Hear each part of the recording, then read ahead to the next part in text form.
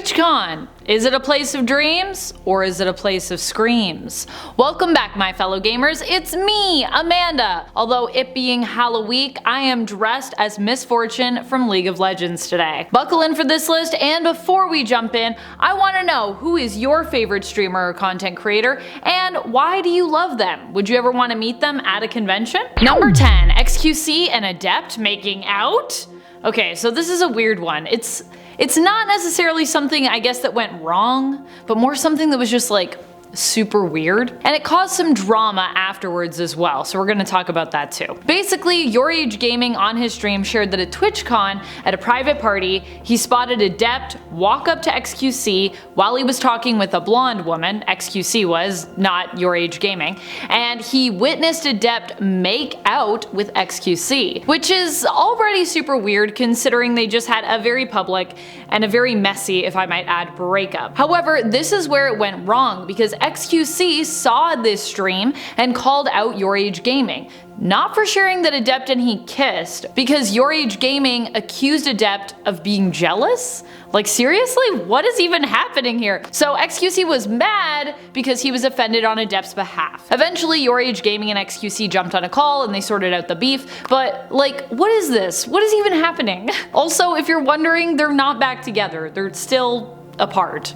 So I don't know. And friends, before we move on to the next spot on this list, if you love what we do here at Top 10 Gaming, where we talk literally all things gaming, including TwitchCon, be sure to let us know by giving this video a thumbs up and clicking that subscribe button. Number 9, revenue split policy changes. Gearing up for TwitchCon 2022 was rough for multiple reasons. Twitch had been dealing with drama both online and offline, and one of the biggest controversies was created and exposed by its very own executives. This was when, the same day as the famous Bloomberg Report was released, which we're going to get into later, Twitch announced coming policy changes. Instead of increasing the rev split to favor content creators, as so many had hoped and anticipated was about to be announced, Twitch said they would actually be doing the opposite in 2023, bringing down everyone, no matter how big or small their presence, from a 70-30 split favoring creators to a 50-50 split between them and Twitch. Of course, this will be after the first 100,000K that you make, but still for big streamers that's not that much.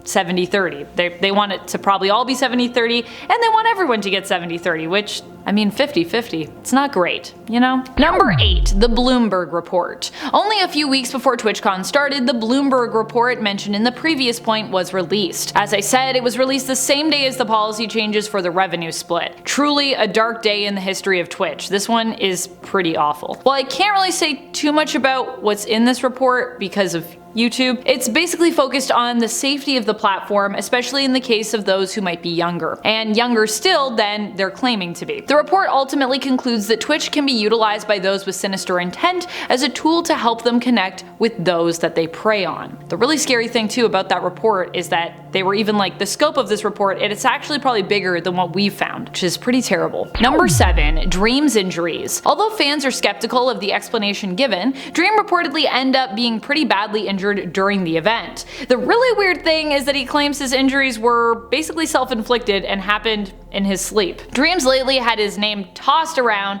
into the tumultuous pit of controversy, with claims of allegations surrounding mistreatment of a few fans when he allegedly used his fame for nefarious purposes. It's been a lot of up and downs for him recently, considering he also just successfully organized a face reveal and had some of his best friends move in with them, calling their new home together the Dream House. However, Dream claimed that his injuries that happened at TwitchCon were a result of nothing more than him falling out of his bed in his sleep and likely smashing his head on the side table during the fall. I don't know what you think about that or if you believe it, but let us know your thoughts in the comments on that one. Number 6, attendees mistreating security. Mistreatment seemed to be going around at the convention, with many people being treated poorly by attendees and event organizers, and in some cases, maybe themselves. Although there were complaints about security presence at the con, it turns out the security also had a few complaints, mainly about the attendees' rude behavior and mistreatment of them. In a clip from Jazz Streezy's stream following the convention, he talked to one of the security personnel who said that they were happy that the con was over because they were just tired of dealing with all of the people that came to attend it, who apparently were behaving very poorly. Number 5, XQC gets inappropriately grabbed. And really, it was much more than mistreatment.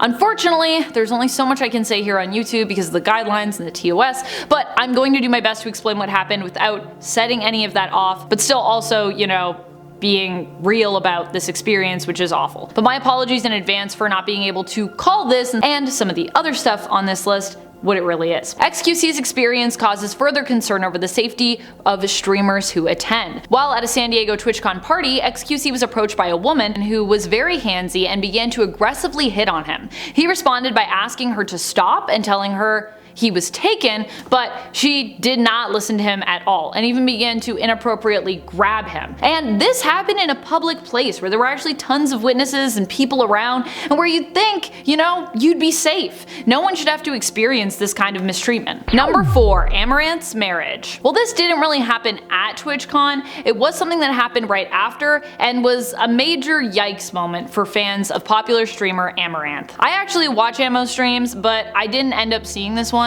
However, I heard about it after the fact, as it was reportedly quite a doozy. Amaranth revealed in a recent stream that she's actually married and has actually wanted to tell her fans for years, but has been unable to due to her husband keeping her from doing so. She also revealed that the relationship that they have is really toxic and that her husband severely mistreats her, even showing evidence of this, making a pledge as well to her viewers to finally break free of this cycle. For fans, this helped to connect a lot of dots of weirdness when it comes to Amaranth's behavior lately, like her saying in the summer that she was actually going to stop streaming and retire, but then she kind of just kept doing so without really explaining why or what was going on. Apparently, her husband has been controlling her content, and her finances from behind the scenes for years, and it may have even been an interaction that happened in and around TwitchCon that actually prompted her to reveal all this to viewers afterwards and finally pledge to break free. Number 3, Amarans Cameraman. Following TwitchCon, there was a ton of drama, as there inevitably is to be had when it comes to the streaming platform. One of the things that people were wondering is if Amarant's chatty cameraman at the event was actually the husband who she revealed on stream that she'd had the whole time and who'd been severely mistreating her. It turns out this doesn't seem to be true, although the man behind the camera was reportedly fired from his position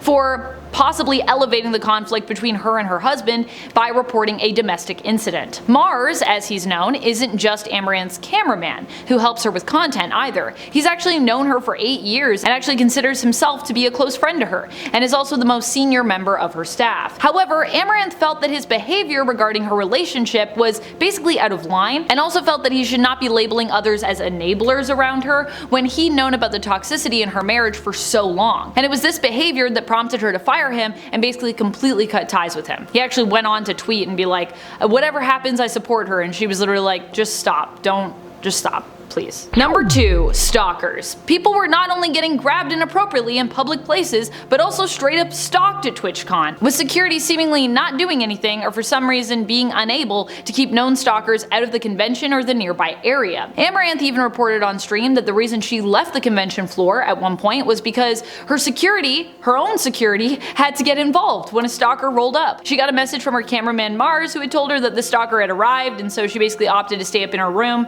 instead of coming back down to the con floor because she didn't want the stalker to see her. Also, in the clip where Amaranth talks about this, she mentions that she has 24-hour security, so it was also her own security that basically dealt with the stalker, it seems like. So I don't know where TwitchCon security was at that time, but I guess they weren't there. Or maybe because she had her own security team, they just wanted to deal with it, I don't know, but whole thing sounds sketch. Number 1, Adriana Chechik's shattered back. Probably one of the biggest train wrecks to have come out of TwitchCon this year was what happened to poor Adriana. During her stream, she ended up jumping into a foam pit that it turns out really had nothing beneath it but possibly concrete. Doing a split kick in the air following the face-off challenge, Adriana fell directly down onto her tailbone, likely smashing it against the insufficiently padded surface below the foam. The worst part is that the announcers kept riffing about how she now basically lived in the pit, also saying that she was fine as she lay there face down in the foam, literally crying. They did also call for medics to help her get out, but boy, oh, was that rough to watch. Talk about